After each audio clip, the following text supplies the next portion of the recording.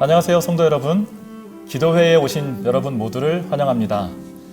오늘 아침 기도로 하루를 시작하셨나요? 만약 여러분이 기도로 하루를 여셨다면 오늘 여러분은 하나님의 음성을 들으면서 하루를 시작하신 것입니다. 네, 벨기에 출신의 신학자 루이 에블린은 기도는 하나님에게 무엇을 구하고자 간청하는 것이 아니라 하나님의 말씀을 듣는 일이다. 하나님은 우리에게 더 좋은 것이 무엇인지 아신다라고 하셨는데요. 언제 어느 순간에도 항상 하나님의 말씀을 듣고자 노력하는 우리가 되기를 간절히 바랍니다. 네, 우리가 무엇을 구하기보다는 하나님의 음성을 듣기 위해서 기도한다. 참 정말 좋은 말인 것 같은데요. 그죠? 하나님은 우리의 모든 것을 아시기 때문에 우리가 단지 하나님을 믿고 그분 곁에 머무르는 것만으로도 기도의 응답을 기대할 수 있다는 말이 참 마음에 와 닿았습니다. 네. 정말 우리가 이 기도의 특권을 잘 활용했으면 좋겠네요. 그죠? 네, 그래서 이제 오늘도 다 함께 기도하는 시간을 가질 텐데요. 오늘은 국내 선교를 위해서 기도하는 시간입니다. 자세한 이야기를 나누기 위해서 우리 아는교회 담임 목사이신 박성원 목사님을 자리에 모셨습니다. 안녕하세요. 네, 안녕하세요. 네. 네, 목사님 먼저 본인 소개와 섬기시는 교회에 대한 소개를 좀 해주시면 좋겠네요. 네, 저는 동중환합회 소속인 강원도 횡성의 아는교회를 섬기고 있는 박성원입니다. 네. 현재 5년 정도 교회를 섬기고 있고요. 목회는 이제 10년 차가 되었습니다. 네.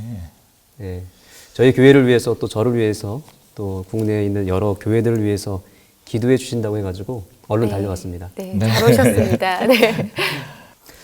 일단 저희 교회는 최근에 교회를 신축을 하게 되었습니다. 그래서 다 완공을 했고요. 네. 특별히 더 세븐이라고 하는 특별한 이름을 가지고 새롭게 브랜드를 만들고 시작을 하게 되었습니다. 네. 네. 그 7이라는 숫자를 사람들이 많이 좋아하잖아요. 네, 듣기만 해도 굉장히 기분이 좋아지는데요. 네. 행운의 숫자라고 네, 부르잖아요. 네. 그리고 이게 매우 익숙한 숫자죠, 그죠? 예, 우리 교회에 있어서 7은 정말 중요하고 제7일 안식일이라고 하는 우리의 고유 가치, 또 정체성이 담겨져 있는 숫자이기도 하고요. 또 특별히 저희 교회가 지역에 있는 주민들을 섬기기 위한 7가지 다양한 컨텐츠를 표현한 것이기도 합니다. 네, 어떤 것들이 있죠, 그러면? 일단 이 7이라는 숫자가 그 7가지 컨텐츠에 다 숨어 있습니다.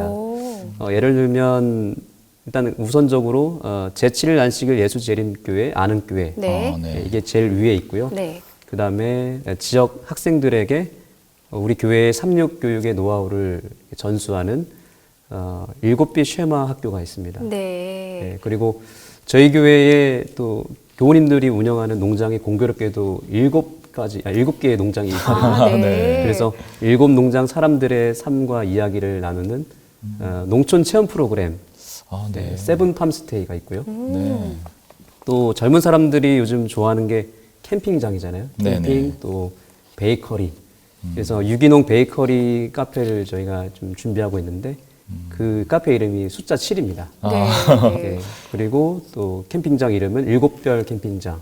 아, 또 이제 안흥에 7가지 명품이 있어요. 찐빵, 네네. 뭐 토마토 이런 것들이 네. 있는데 그 7가지 명품을 나누는 또 안흥 세븐마켓 뭐 이런 것들이 이게 배열이 되어 있습니다. 네. 뭐 듣고 보니 완전히 안흥은 7의 도시라는 생각이 들 정도로 굉장히 인연이 있는 것 같습니다. 네, 그죠? 네. 네, 이렇게 하는 이유는 이제 우리 교회의 어떤 정체성과 고유 가치를 최대한 높이고 또 전문성을 이제 극대화시키는 목적이 있고요.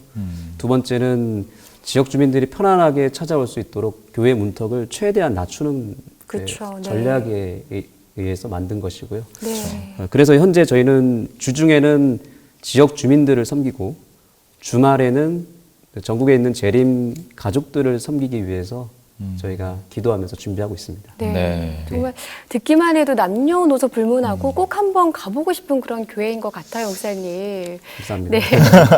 제가 이 목사님께서 쓰신 블로그를 좀 찾아봤는데요, 목사님. 그 중에 이런 교회 되게 하소서라는 제목의 글이 있어요. 거기에 여러 가지 인상 깊었던 문구가 있었는데 결국 핵심은 이 바울의 신앙처럼 복음에만 관심 있는 것이 아니라 우리는 사람에게도 관심을 가져야 된다라고 하신 것 같은데 맞나요? 네, 잘 읽어보셨네요. 네.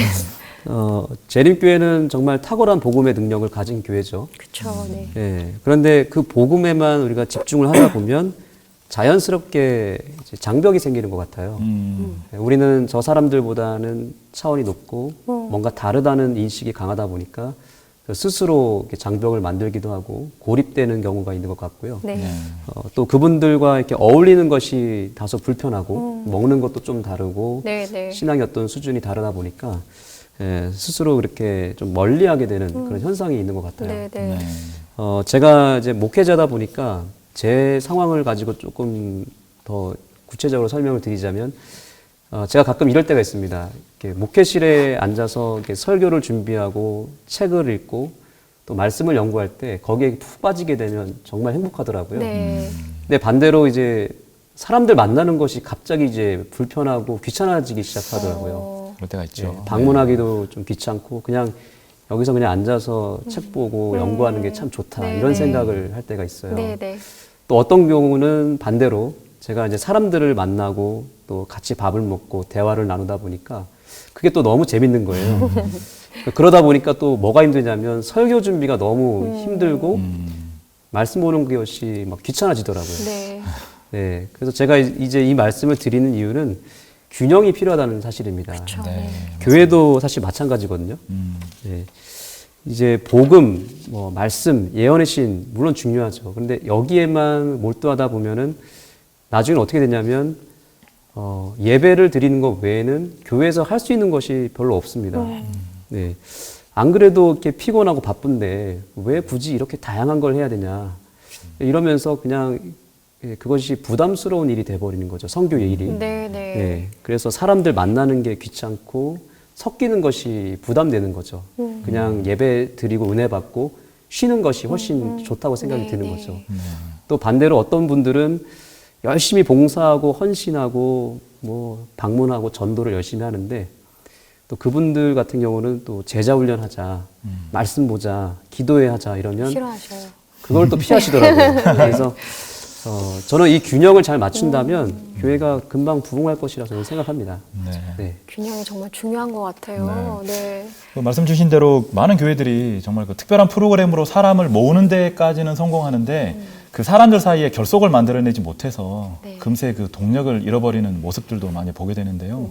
목사님은 정말 여전히 사람에게 집중하고 그 관계 중심의 그런 목회를 하시면서 여전히 그 동력을 유지하고 계신다라는 그런 생각이 듭니다. 네. 아마 이런 모습이라면 교회가 부흥하는 건 매우 자연스러운 일이라는 생각이 맞아요. 드는데요. 네. 혹시 이런 목회 철학을 가지고 목회를 하시다 보면 교회에서 굉장히 좋은 일들이 많이 일어나고 있을 것 같은데 교회에 어떤 변화들이 생겼는지 좀 말씀해 주실 수 있나요?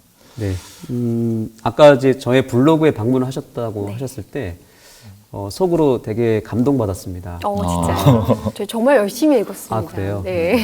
저에게 관심을 가져주셨다는 것 자체가 되게 기뻤고요. 그 네. 블로그를 제가 소개했거든요. 감사합니다. 그래서 읽은 건 저예요. 아, 네. 네.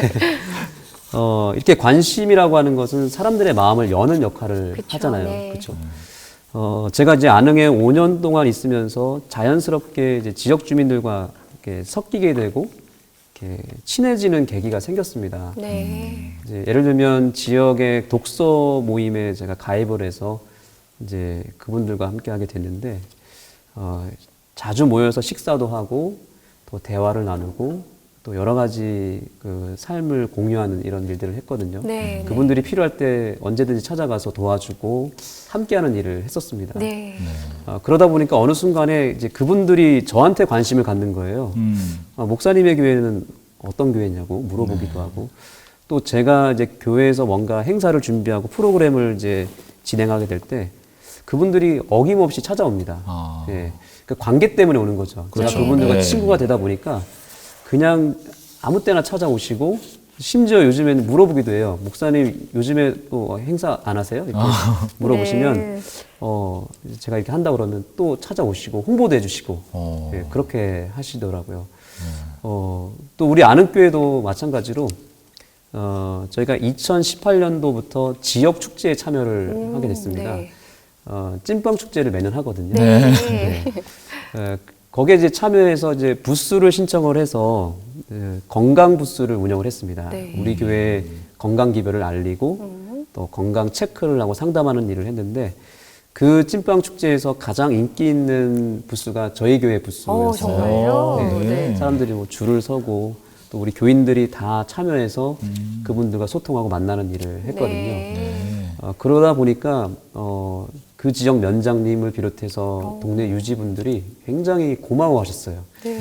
그러니까 우리가 축제에 참여한다는 말은 사실 그 지역에 관심이 있다는 말이잖아요. 그렇죠. 그러니까 그분들이 느꼈을 때, 이 안식일 교회가 자기들끼리 뭔가 하는 교회, 뭐 우리에게 별로 관심이 없는 교회 이런 인식이 아니라, 우리에게 관심이 있고 우리와 함께 하기를 원하는 거구나 네. 이렇게 생각을 한 것 같아요. 그래서 나중에는 그분들이 너무 고마우니까 저희 교회에다가 이렇게 상장을 주시기도 하고, 정말요? 네, 그렇게 되면서 나중에 저희가 이제 교회를 건축하고 나서 그분들이 도움 많이 주셨고요. 네. 또 교회에서 뭔가 행사를 하면 면장님부터 이렇게 홍보를 해주시고 네. 그분들이 다 참여를 해주십니다. 정말 인식이 많이 네. 바뀐 거군요. 그래서 저희가 관심을 줬더니 네, 그분들도 네. 관심을 주는 거죠. 네. 네. 네.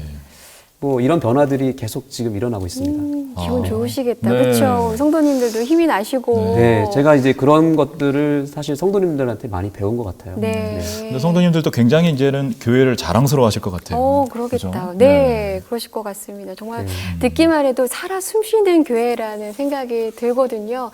저도 다음에 한번 아는 찐빵 축제뿐만 아니라 꼭 아는 교회에 방문해보고 싶습니다. 저도 아는 찐빵 먹을 때마다 아는 교회가 생각날 것 같습니다. 네. 한번 보내드리겠습니다. 네. 부탁하신 건가, 이 기회에? 예. 뭐 기회를 놓칠 수 없죠. 네. 네. 제가 또 블로그에서 굉장히 인상 깊었던 부분이 사실 선교를 우리 성도님들에게만 초점을 맞춘 것이 아니라 우리 초신자들이 부담 없이 다가올 수 있도록 그 부분에 초점을 맞추신 것이 굉장히 인상 깊었어요. 뭐 예를 들면은 용어 선택에도 그냥 전도회가 아니라 힐링 페스티벌. 네, 네. 예전에는 또 화요 예배를 뭐 소그룹 모임 뭐 이런 식으로 용어 선택도 부담 없게 하셨고 또 미술 전시회다, 음악회다, 아이들 공부방이다. 정말 다양한 시도를 하신 것 같은데 이러한 방법들이 코로나 시국에서도 효과가 있었나요? 네, 물론 코로나 영향이 있었지만 이제 그 지역의 필요를 딱 채워줬을 때에는 네. 필요하면 다 찾아오더라고요. 우리가 배고프면 무조건 밥을 먹잖아요. 그렇죠. 네, 네. 그 필요를 정확하게 알면 코로나 시국에도 얼마든지 이렇게 우리의 어떤 가치를 알릴 수 있게 되더라고요.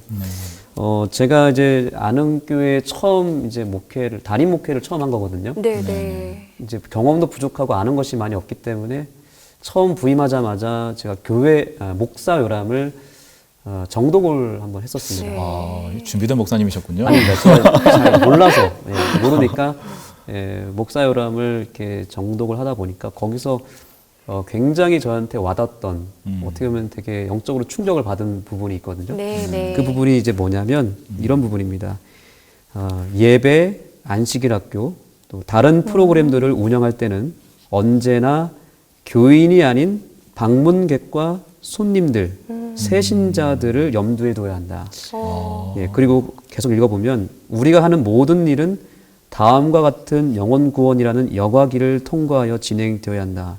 그 여과기가 뭐냐면 이것이 교인이 아닌 사람들에게 어떻게 들릴 것인가. 네. 설교에 대해서 얘기하는 것 같아요. 메시지가 교인이 아닌 일반 비신자들에게 어떻게 네, 들릴 것인가 이거죠. 그리고 이것이 교인이 아닌 사람들에게 어떻게 받아들여질 것인가. 이 부분에 대한 질문을 이 목사 요람이 딱 던지는 거예요. 네. 사실 저는 이 부분은 이제 처음 알게 된 사실이었습니다. 저도 오늘 처음 듣는 것 같아서 좀 반성 중입니다. 그런가요? 근데 사실 알고 보면 대부분의 교회의 어떤 사업이나 예배들, 또 목사들의 설교들을 자세히 살펴보면 기존 교인들한테 포커스가 맞춰져 있는 경우가 있어요. 네, 네. 뭐 성령이란 단어, 뭐 삼위일체, 예언의 신 이게 다 기존 교인들에게 포커스가 맞춰져 있잖아요. 그쵸. 다른 사람들은 알아듣지 못하는 단어들이 네, 네. 굉장히 많고요. 뿐만 아니라 교회에서 하는 사업들, 예배, 뭐 프로그램 모두가 다 교인들한테 딱 맞춰져 있다 보니까 새신자가 딱 들어왔을 때에는 모든 것이 생소한 거예요. 우리가 불교 그 절에 가면 딱 뭔가 이렇게 네, 네. 뭔가 이렇게 맞아요. 답답함이 있고 그렇죠. 이 좀 어렵고 낯설죠, 무섭고 정말. 네. 네, 네. 어색함이 있잖아요. 네, 네. 그런 느낌을 아마 분명히 비신자들이 받을 거예요. 네. 예, 그래서 이제 이런 것들을 조금씩 이제 가보기 시작했고요. 그런 면에서 아는교회는 굉장히 성도님들이 깨어 계셨습니다. 네. 네, 그래서 구도자를 위한 것이라면 우리가 본질 빼고는 다 바꿔보자. 그래서 변화와 개혁에 굉장히 두려움 없이 과감하게 이렇게 하시는 것들을 제가 보면서 참 감사하게 생각을 네. 했고요. 네. 그래서 저희가 교회를 건축할 때도 우리 교인의 기준이 아니라 이것이 지역 주민들의 눈높이에서 어떤 느낌을 받을까 그런 것들을 되게 많이 생각을 네. 했고 지역 주민 플러스 또 다음 세대 젊은 사람들이 뭘 좋아하는지 그분들의 스타일을 좀 계속 생각을 했습니다. 그래서 네. 그런 기준을 토대로 교회를 디자인을 했고 네. 사업도 그렇게 네. 구성을 한 것입니다. 그래서 심지어 저희가 교회 예배 순서도 과감하게 불필요한 형식적인 것들은 좀 줄이고 네, 네. 구도자들, 새신자들, 지역 주민들이 만약에 왔을 때 그분들이 어떻게 느낄 것인지를 생각을 하고 네. 예배 순서도 이렇게 바꿀 만큼 네. 교인들이 그런 부분에 대해서 발빠르게 적응해 주시고 시도를 해 주시더라고요. 네. 네. 목사님 말씀을 듣고 나니까요. 이게 사실은 장소와 환경이 굉장히 중요하다고 말을 하는데 오히려 그것들보다도 초신자들에게 얼마나 적극적으로 다가가는지가 선교에 있어서 가장 중요한 핵심이라는 생각을 네. 다시 한번 하게 됩니다. 뭐 계속해서 이제 이런 생각을 하시고 교회를 이끌게 되신 뭐랄까 생각에 대해서 계기에 대해서 말씀을 다 주시긴 했는데요. 좀 더 구체적으로 어떻게 이런 구체적인 생각들을 하시게 됐는지 좀 말씀을 좀 주시면 좋겠습니다. 네.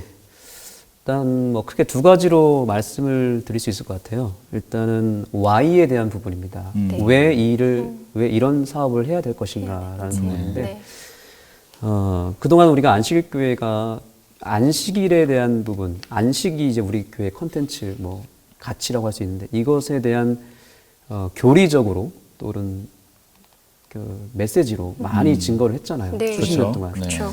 그런데 정작 이 안식이라고 하는 개념을 체험적으로 이렇게 알리는 일은 다소 좀 소홀히 하지 않았나 이런 생각을 해봤어요. 네. 네. 그의 비근한 예로 우리 한국 사회에서 그 쉼, 안식이라는 것을 가지고 가장 활발하게 하는 종교가 혹시 어딘지 아세요?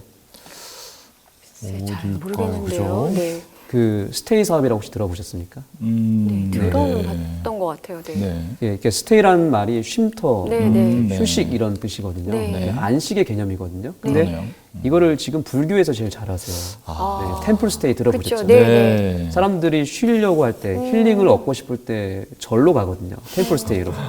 그리고 이제 유럽 같은 경우는 이거 카톨릭에서 하거든요. 성지순례 코스 이런 게 있어요. 근데 그런 것들을 생각해 봤을 때, 사실 저거 우리 교회에서 해야 되는 건데, 우리 교회 가치인데, 왜 우리는 저걸 안 하고 있지? 이런 생각을 하게 되면서, 그러면 우리 교회에서 한번 해보자.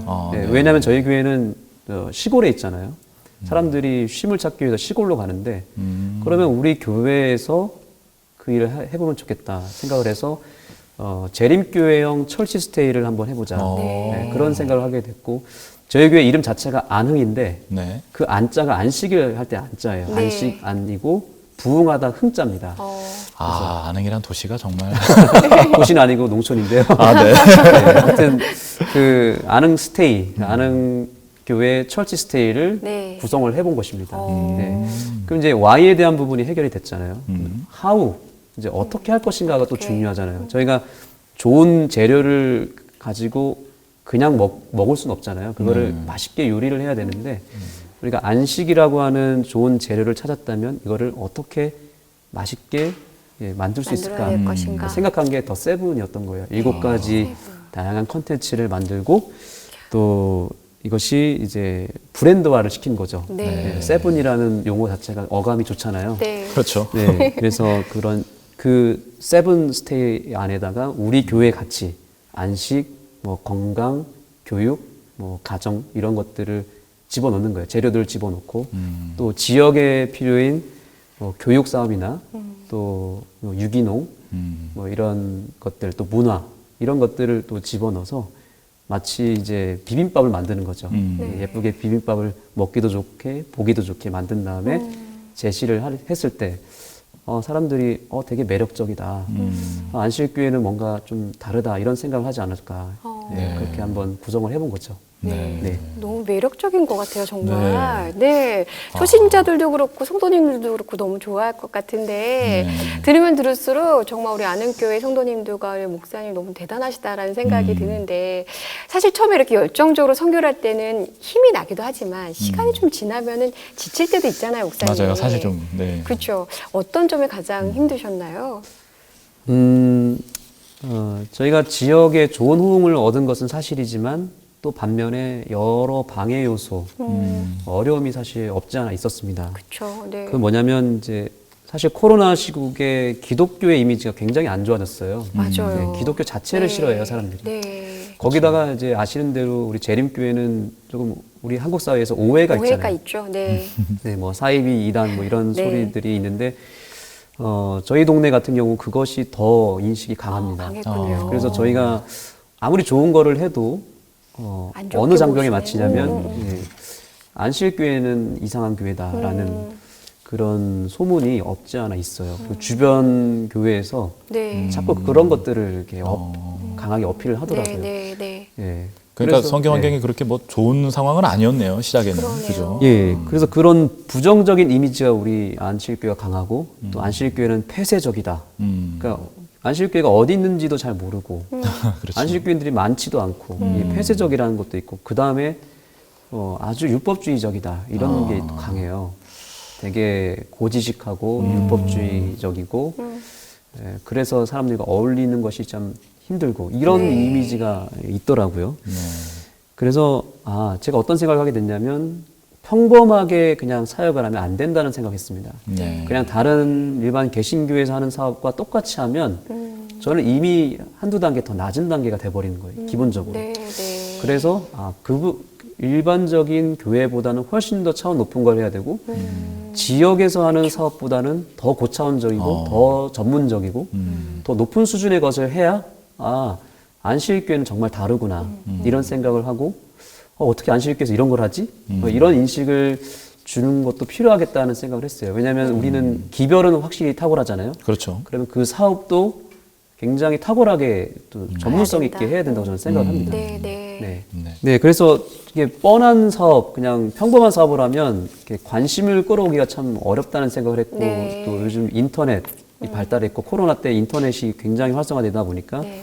유튜브를 통해서 좋은 강사들의 강의를 많이 듣다 보니까 저희가 어떤 전도회를 하거나 좋은 강사를 모시고 와도 유튜브로 다 들어버리는 거죠. 네. 그래서 이 재림교회가 이런 오해와 방해 요소를 다 뚫어내고 성과를 얻으려면 아까 말씀드린 대로 다른 어떤 종교단체나 지역단체보다는 훨씬 더 높은 수준의 사업을 하고 더 매력적이게 해야 된다 생각을 했고요. 그래서 저희 교회 같은 경우 이제 최근에도 이제 인문학 특강, 예를 들면 네. 지역 주민을 위한 인문학 특강, 정말요? 또 지역 주민을 위한 클래식 음악회, 오. 또 미술 전시회, 네. 예, 건강 걷기 대회, 또 유기농 귀농 기촌 세미나, 네.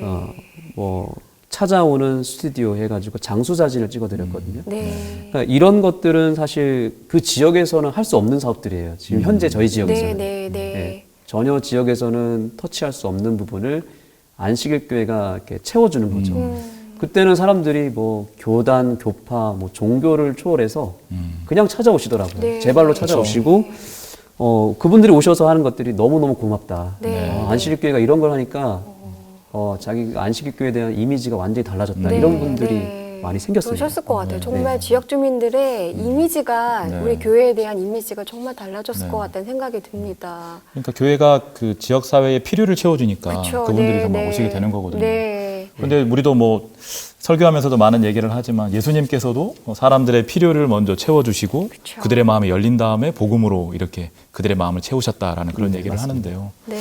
근데 사실 우리가 사람들 마음에 감동 주기가 사실 쉽지는 않아요. 쉬운 일이 아니에요. 네, 맞아요. 그래서 정말 잘 준비된 컨텐츠도 있어야 되고 또 진심으로 다가가는 이런 노력들이 있어야 되는데 이 어려운 일을 해내고 계시는 우리 아는교회 우리 박성호 목사님과 성도들이 참 대단하다라는 그런 생각이 네. 듭니다. 자, 오늘 말씀 나누면서 너무 배울 점이 많다라는 생각이 들었는데요. 말씀해 주신 어려울 수 있는 부분들까지도 잘 고려해서 우리가 지금 우리 교회에 맞는 각자의 방법을 찾아서 선교 전략을 잘 세워야 되겠다라는 그런 생각도 하게 되는 것 같습니다. 아마 많은 시청자분들도 우리 선교 활동에 대한 그런 의욕도 생기고요, 그죠? 많은 아이디어도 샘솟지 않았나. 동기부여가 많이 됐을 것 같아요, 성도님들께도. 네. 짧은 시간이었지만 정말 배울 게 많은 그런 시간이었다는 생각이 듭니다. 네, 마지막으로 이제 국내 선교를 위해 애쓰시는 목사님들 그리고 많은 성도들을 위해서 그리고 한 말씀 좀 해주시면 좋을 것 같은데요. 네, 재림 성도 여러분, 우리는 이미 이 세상에서 가장 탁월한 복음의 능력을 가진 교회를 섬기고 있습니다. 그렇기 때문에 좀 더 자신감을 가지셨으면 좋겠습니다. 우리가 너무 큰 우월감에 빠져서는 안 되겠지만 그래도 거룩한 자부심을 갖고 용기를 냈으면 좋겠습니다.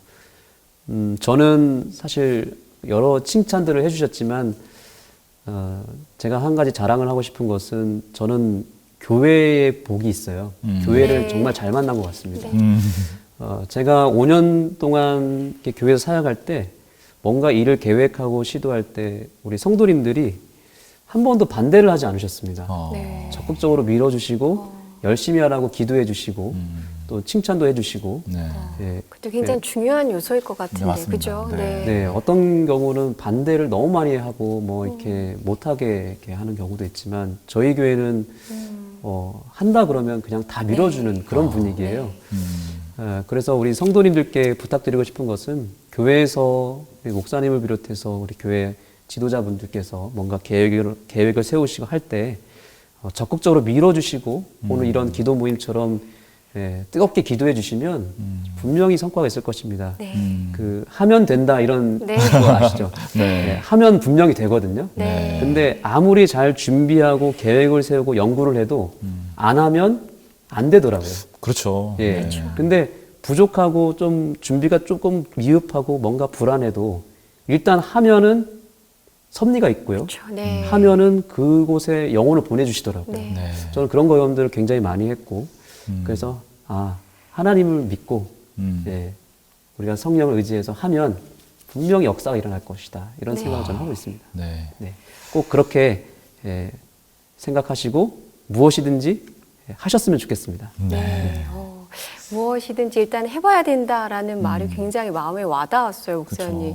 일단은 한번 국내 선교를 위해서, 이 선교를 위해서 한번 도전을 해보는 우리 모두가 되기를 간절히 바라고요. 오늘 짧은 시간이었지만 정말 아까도 우리가 얘기를 했지만 정말 동기부여 받고 은혜 넘치는 그런 시간이었던 것 같아요. 감사합니다. 제가 너무 감사합니다. 아니에요. 이제 이 은혜 넘치는 이 마음으로 우리 다 함께 한 마음으로 기도하는 또 시간 가져볼까 합니다. 사실 이제 교회에서 봉사하고 선교하는 이 분들이 상처받는 일이 생기기 쉽잖아요. 그렇죠. 그래서 자칫하면 또 신앙의 위기가 올 수도 있고, 그래서 저는 이 선교하는 우리 성도님들의 몸과 마음의 건강과 힐링을 위해서 다 함께 기도하는 시간을 또 가져보면 어떨까 싶습니다. 그럼 저희가 찬양 음악을 틀어드리겠습니다. 한 2, 3분 동안 이 찬양 음악이 다 끝날 때까지 함께 이 기도 제목으로 기도해 주시기 바랍니다.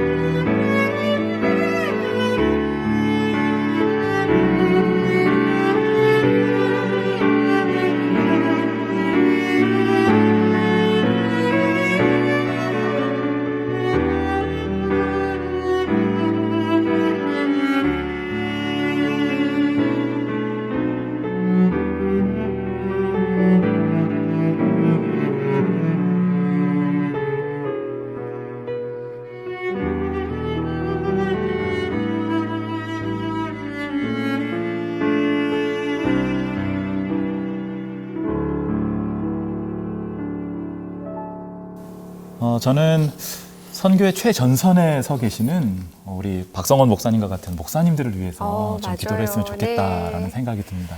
흔히들 목사님들은 읽는 자가 되어야 한다라고 얘기를 하거든요. 먼저는 하나님의 말씀을 읽고요. 그 다음에는 섬기는 교회의 성도들을 읽고 마지막으로 세상의 필요를 읽어낼 줄 알아야 한다라는 그런 말이 있는데요. 결국 이 모든 과정은 성령 하나님께서 도와주시지 않으면 이루어질 수 없는 일이기 때문에 이런 중요한 역할을 맡고 계시는 각자 섬기고 계시는 교회 담임 목사님을 위해서 음악이 흐르는 동안 기도했으면 좋겠습니다. 네.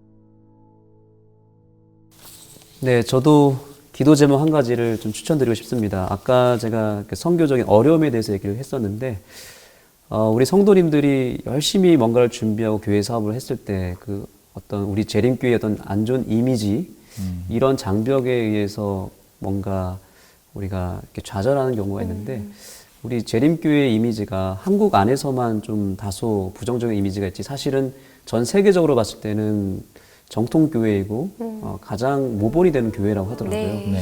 그래서 그 좋은 이미지가 우리 한국에도 좀 임했으면 좋겠습니다. 네. 그렇게만 되면 아마 재림교회, 한국 재림교회가 금방 부흥할 것 같습니다. 네. 네.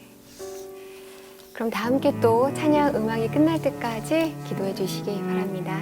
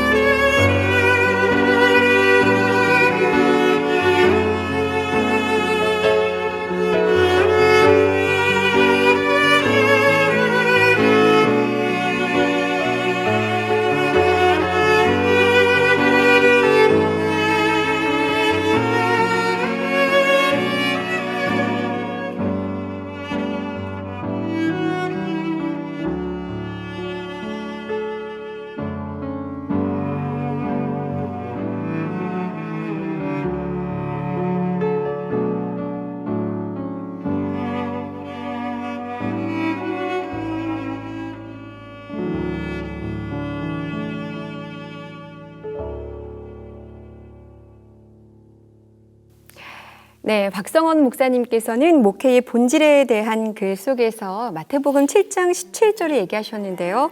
좋은 나무마다 아름다운 열매를 맺고 못된 나무가 나쁜 열매를 맺는다라고 하셨습니다. 구도자라는 좋은 열매를 맺기 위해서 좋은 나무가 되는 우리 모두가 되기를 간절히 바라면서 저희는 다음 기도의 시간에 찾아뵙겠습니다.